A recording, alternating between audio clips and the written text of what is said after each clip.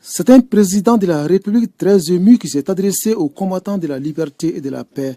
La présence du chef de l'État est donc un témoignage de la reconnaissance et de la solidarité du Mali à la MINUSMA et au peuple tchadien. Ibrahim Boubacar Keïta de saluer le professionnalisme des 10 soldats tombés pour des causes justes. Ce combat que vous menez au nom de l'humanité entière nous vaut aujourd'hui de perdre des jeunes vies fauchées dans la fleur de l'âge, à peine arrivés sur le sol malien où ils devaient servir la cause de la paix. On nous observe, on est parmi nous, on nous sait, on nous épie, on s'insinue dans les failles possibles.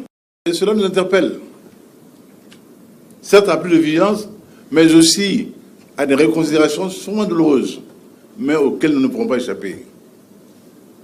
De vérité par rapport aux postures des uns et des autres.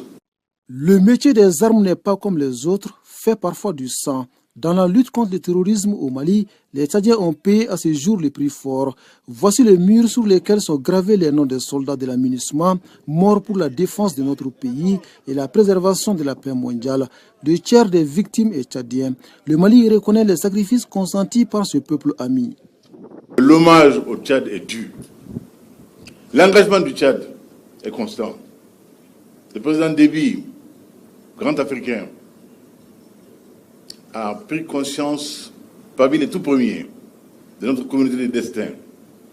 Et c'est pour cela qu'ensemble nous avons convenu qu'il nous fallait mutualiser nos efforts et nos capacités en une force commune pouvant être projetée et nous servir de bouclier par rapport à cette menace asymétrique. C'est cela, la force conjointe du G5 Sahel. Face à la montée du terrorisme, la mobilisation internationale doit être forte et mieux coordonnée. Une nécessité absolue pour stopper l'hémorragie. Il faut des tragédies au monde pour qu'ils prennent conscience de l'âpreté, de la difficulté, de la mission qu'à notre nom, à tous, est confiée aux Nations Unies.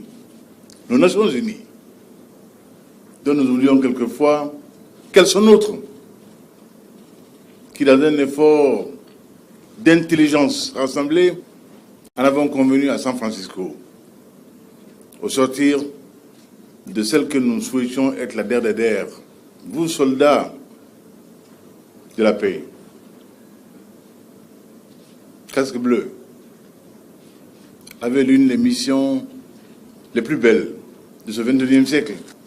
Dans un monde décidément troublé, où les valeurs de paix, de solidarité, de tolérance sont plus que jamais remises en cause, nous avons affaire désormais à une guerre asymétrique, une guerre d'antéchrist, une guerre d'avant le prophète, une guerre menée au nom de l'obscur, où la mort n'est pas un accident, n'est même pas un sacrifice suprême, mais un but ultime. Au nom de quelle foi? Au nom de quoi? Pas de nos valeurs en tout cas. Dormez en paix, soldats de la paix. Que votre belle terre du Tchad vous soit légère. Vous aurez servi la cause de l'humanité.